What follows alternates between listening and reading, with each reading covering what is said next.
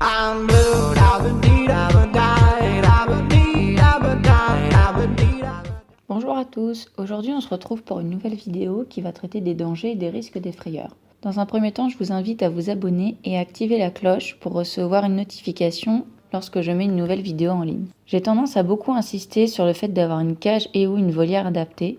On peut alors se demander pourquoi est-ce que ça ne peut pas attendre un déménagement ou bien d'avoir un peu plus d'argent de côté. Également, j'insiste aussi sur le fait qu'il est impératif d'être conscient des coûts des calopsites et de savoir si on est prêt à en avoir, également à les assumer, étant donné que les frayeurs peuvent avoir des conséquences désastreuses. Pour commencer, je vais définir ce que sont ces frayeurs. En fait, les frayeurs sont des crises de panique qui vont entraîner les calopsites à voler dans tous les sens et donc à se cogner contre la cage. Il peut y avoir plusieurs causes. Un bruit anormal, une ombre inhabituelle, un réveil en sursaut après une sieste et les oiseaux peuvent voler tout affolés dans leur cage. Les causes peuvent vraiment être multiples. Comment réagir en cas de frayeur nocturne? Donc il faut allumer la lumière s'ils sont dans le noir et les calmer, vérifier que tout aille bien et au besoin soigner en désinfectant la plaie. S'il s'agit d'une frayeur en journée, c'est un peu le même concept, il faut juste vérifier que tout aille bien et potentiellement identifier encore la cause. Quels sont les dangers de ces frayeurs? Donc on peut avoir des fractures des ailes, des blessures, des crises cardiaques ou encore qu'elles s'en mêlent dans les jouets si la cage est trop encombrée. Donc pour éviter au maximum ces frayeurs, il faut déjà avoir une cage adaptée avec assez de profondeur et de longueur. De cette manière, si elles s'envolent rapidement,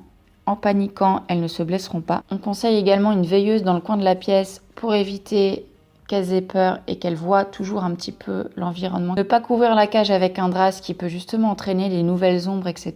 Il est conseillé également d'habituer les oiseaux aux nouveautés pour qu'ils soient moins craintifs. Donc changer les jouets régulièrement, changer les perchoirs de place, mettre la nourriture vers des endroits qui les effraient. Voilà, si jamais vous avez des questions par rapport à ce sujet ou par rapport à un autre sujet, donc je vous mets mon adresse email dans la barre d'infos ou vous pouvez me contacter sur YouTube par message ou par commentaire. À très vite. Earthquake, I know.